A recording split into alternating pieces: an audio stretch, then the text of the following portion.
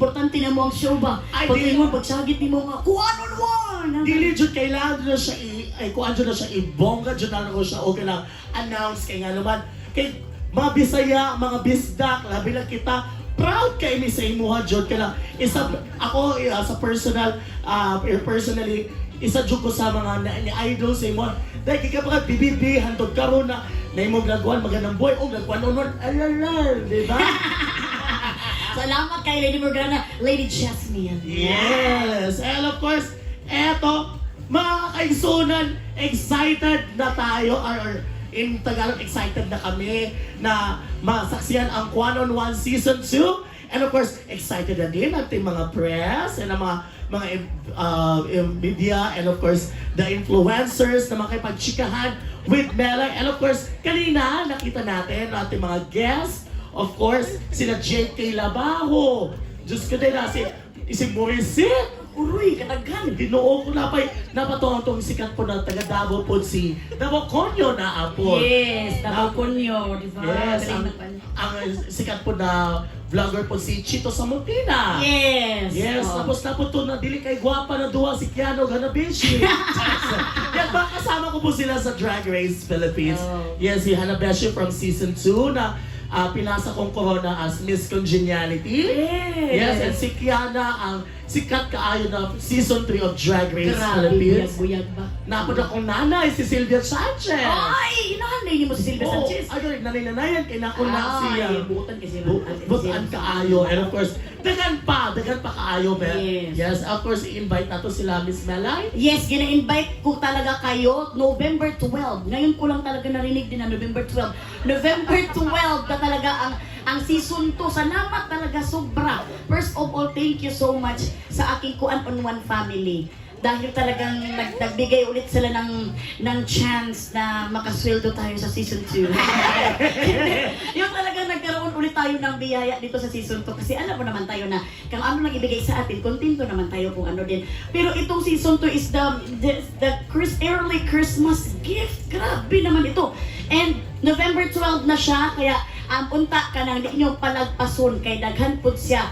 Bara ko sa mga Bisaya, Tagalog pa dyan, masyak talaga kayo kasi diba yung iba hindi nag-expect na si Ma'am Shirley Bisaya, di ba, doon sa season 1. Ngayon, marami din kayo hindi ma-expect na Bisaya pa na to si Kuan. Oo. Kaya talagang abangan nyo. And sobra akong thankful sa mga Kuan-sense natin, na mga Tagalog, lalo na itong mga press natin. Bakit, Lady Morgana? Yeah, bakit? Hindi naman ako nagtanong, ako din magsagot. Kasi siyempre, O diba, bakit? Ganyan lang yan siya. Ganyan talaga rin mga Bisaya. Yung mga utak namin medyo kalog-kalog, ganyan. Oo. So kasi, alam mo, ano nga yung tanong ko? Hindi ko nga alam. Hindi, Yung mga press natin. yung mga crowd, sobrang thank you sa inyo mga press dahil nga sa inyo na parang nagkaroon talaga tayo ng chance na mapagkalat yung itong ating Kung Ano Naman Season 1. And kayo din na nanonood ng mga Tagalog dyan, kahit na hindi nyo intindihan ng Bisaya, parang nag-Korean novela kayo, yung isang mata na sa panood, isang mata nandito sa ilalim, talagang nanonood talaga, kaya nagtitiis kayo. Kaya maraming Tagalog na nagsasabi ka, nanonood ako ng Kung Ano Naman mo. Oo nga. Kaya thank you so much sa inyo kahit hindi nyo naintindihan. Yung mga Manila friends ko, sabi lang, Morgana, kailan ka mag-guest ng ganyan, di ba? Sana naman po, di ba, Sir Alex, di ba? Oo. Nauna yung dalawa, tapos ako, hindi pa. Sir Alex naman, beke naman. Beke naman. Siyempre, wala yung problema na. Ano sa season 2? Ayaw ka goal sa season 3 ka. Oo. Pwede po, season 4. And of course, palakpakan natin, of course, Miss Melay Cantiveros Francisco. Thank you. Isang masigabong palakpakan naman po dito sa ating live audience. And eto na, of course, aside sa mga guests natin na mapapanood, ayan po dito. Jut lang ha. Wala yung problema kasi aside sa mga guests natin mapapanood, marami tayong mga surprises. Pero lahat kayo nakita ko na parang na-surprise kayo, isa lang ang hindi na-surprise sa inyo. Oh, sige. Ang ating cameraman na si Tamar. Sobrang ko sa kanya, mahal na mahal namin yan. Hindi, talagang maraming mga surprises na mga new na talaga na mangyayari sa Kung Ano One. Siyempre mga new, mga guests. Actually, yung ibang mga, mga Bisaya natin na mga celebrities, gusto talaga nilang sumali. Pero ulit pa, sabi ko, sige lang, kaya ito nang damihan natin ang mga season, okay? Pero ito, sa new season natin, hindi lang mga celebrity ang ating mga kasama. Hindi lang din mga influencer, kasi nakita nyo marami influencer, kundi may mga sports. Nakita nyo naman, di ba? Oh, kita-kita nyo, di ba, na may mga sports tayo, nangati yung book, no? And then, meron din tayong mga drag queen. mga drag queens, mga influencers, and of course, halos lahat household ng mga Yes. Bisaya na celebrities. Oo. Kaya naman of course, Miss Melay, paano po maging super kapamilya po mga kaibigan? Kaya naman po ito, of course, ang super kapamilya members on ABS-CBN Entertainment YouTube channel. Every episode will have an extended scene available weekly po yan mga kaibigan. Of course, once again po, ang 1-on-1 extended scenes for the entire season is available for Super Kapamilya members on ABS-CBN Entertainment YouTube channel. Paano po maging isang Super Kapamilya? Simple lang po yan mga kaibigan. Go to ABS-CBN Entertainment YouTube channel and click join. Again, sa mga Bisaya, paunsa paghimo og member diya sa YouTube, sa Super Kapamilya, simple lang. I-click lang ninyo o join dito sa YouTube channel sa ato ang 1-on-1, which is ABS-CBN Entertainment sa YouTube. Correct? Yes. Correct. Correct. Ikaw nagtanong, ikaw pagyapon ng balik nga correct gihapon. Correct gihapon. Kaya nga naman, ang Super Kapamilyas kasi is mayroon siyang extended na question and answer. So dapat ka nang, sa mga hindi pa nag-join dyan, mag-join na kayo. Para talagang hindi kayo malate sa mga bago na mga chika. Bagong chika, kung gusto niyo mo i-review itong mga chika na nakalimutan ko Oo. ito, tapos gusto mong go na po mga kaibigan sa ABS-CBN Entertainment YouTube. At yung mga napanood nyo dito sa normal na YouTube, meron ditong extended na hindi nyo mapapanood dito sa normal na YouTube. Ay, perfect. Dito lang yan sa Super Kapamilyas. Kaya mag-join na kayo dyan. Okay? Aha. Yan o, di ba? Simple lang po. Join lang po. Kaya naman, para ma-join na po natin ang ating mga press, mga kaibigan, eto na, dumako naman tayo sa Q&A with Nelay Cantiveros. And ano kaya reaction at inihanda ng mga tanong sa mga press po para kay Quanti Melay.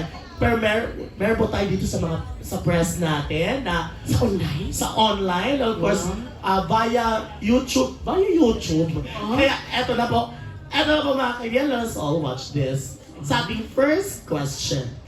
Maayong hapon, Milay, akong pagtibayan sa kalampusan sa imong online show. Congratulations! Ang akong pangutana, kinsa sa nangagi mo nga na-interview nga nakulbaan ka og maayo ug nga namang gikulbaan ka nga adunay kanina.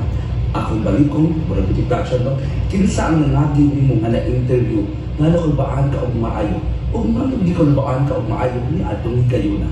Daghang salamat ug maayong hapon. Yes! Ayan po, of course.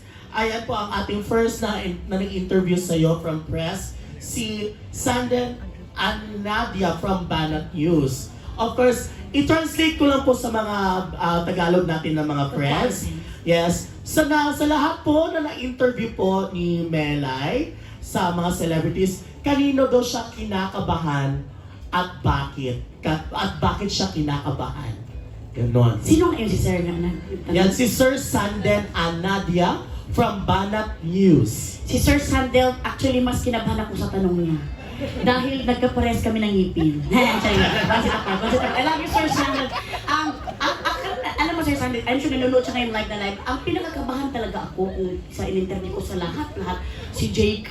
JK Laboho. Ay, bakit? Natakot talaga ako sa kanya kasi siyempre may tanong kasi ako na hindi ko alam, matatanong ko pala sa sobrang enjoy namin ng Bisaya namin ba.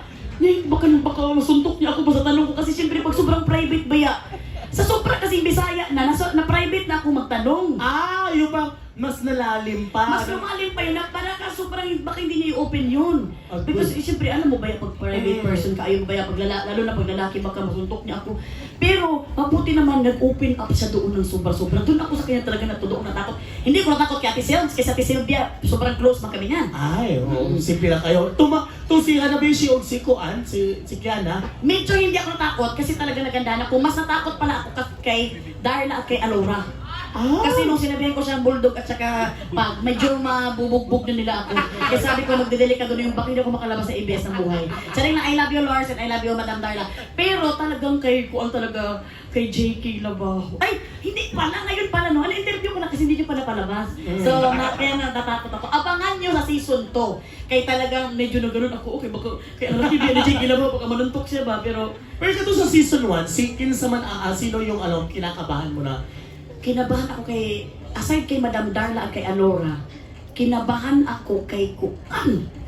Kinsa ka si gwapa, tangkad, puti, kimcho, bina. Wala ako na kinabahan kay Kim Cho at kay Maymay kay sobrang close kasi kami yan. Kay Ma'am Shirej ako kinabahan. Ay, Ma'am Shirek. Oo, kasi sobrang close kami ni Ma'am Shirej pero kinabahan ako kasi siyempre ako lang, magkasama ba kami sa magandang buhay? Siyempre, ano po yung kapwa mo, kaibigan ko, sabi, baka ma-judge ako ni Ma'am Shirej sa hosting ko dito ba? So, pero si Ma'am Shirej is a very loving talaga siya na Ma'am Shirej. Talagang nag-open up talaga siya doon ang pagka-open doon sa... Is very idol, be ay na ko na si Miss Regine Day. Nabis ka na sa mo. Nabis ka na. Okay, so eto na po mga